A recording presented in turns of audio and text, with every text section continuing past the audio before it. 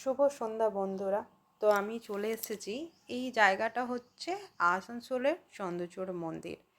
তো অবশ্য হয়তো যারা এখানকার বসবাসকারী মানুষ তারা তো অবশ্যই জানবে এই মন্দিরটা আর বিশেষ করে সোমবার দিন এত ভিড় হয় যে লাইনে দাঁড়ানোর মতো জায়গা থাকে না। তো আমরা সন্ধ্যাবেলায় চলে এসেছিলাম, একটু মন্দির বাড়িতে বসে বসে ভালো লাগবে না, আর একটু মন্দিরে এসে বসলে কিছুটা সময় কিন্তু বেশ ভালো লাগে। বাড়িতে সব সময় থাকতে কেমন যেন একটা বিরক্তি বিরক্তি ভাব লাগে। তবে আমরা ভালো সময়ে এসেছিলাম, কারণ এখন দিনের সময়টা একটু বেশি হয়েছে, মানে এখন বেলাটা এখন বেড়েছে।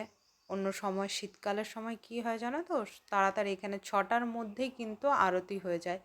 যেহেতু এখন বেলাটা বেড়েছে, তাই এখন সবাই এখন 7টার মধ্যে আরতিটা হচ্ছে, ঠিক আছে। তো যাই হোক, আমরা ভালো সময়ে এসেছি, মানে এখনও কিন্তু আরতিটা হয়নি। আমরা ভেবেছিলাম যে হয়তো আরতি হয়ে গেছে, কিন্তু যেহেতু এখন বেলাটা বড় হয়েছে তাই এখনও পর্যন্ত আরতি হয়নি। তো বাবার থানে একটু এসে পরে প্রণাম করলাম, ঠিক আছে। আর আমি বেশ মন্দিরটাকে দেখছিলাম একটু, তাই ভাবলাম তোমাদেরকেও কিছুটা দেখিয়ে দিই। এই দেখো, তা বাবার মূর্তিটা ওপরে আছে, ঠিক আছে। ওখানে দেখো বাচ্চাগুলো খেলছে ওরা, ঠিক আছে। তাই আমি ওদের কাছেই যাচ্ছিলাম দেখতে। এখানে অনেকেই আসে সন্ধ্যাবেলায়, বড়রা এখানে বসে থাকে এই মন্দিরের কাছে। এখানে অনেকগুলো মন্দির আছে। এখানে নতুন আরেকটাও মন্দির করেছে, মা কালীর মন্দির। মা কালীর মন্দিরটা কিন্তু বেশ সুন্দর করেছে, ঠিক আছে। আর দেখো ছোট ছোট বাচ্চাগুলো খেলছে, এখানে অনেকেই এসেছে, দেখতে পাচ্ছ মন্দিরটাকে। এখানে অনেকগুলো মূর্তি আছে, রাধাকৃষ্ণর আছে, তোমার নিমাই চৈতন্যর আছে। থাক, অতটা কিছু ঘুরিয়ে ঘুরিয়ে দেখলাম না।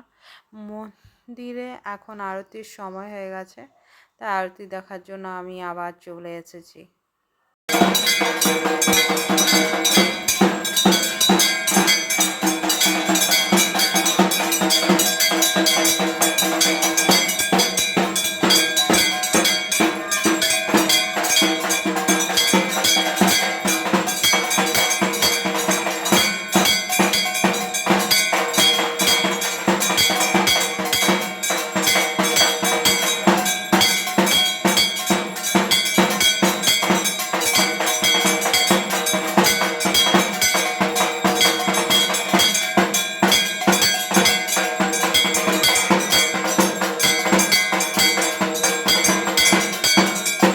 আরতির আওয়াজ তো তোমরা শুনতে পেলে। এবারে সব প্রণাম টনাম করে আমরা ফুচকা খেয়ে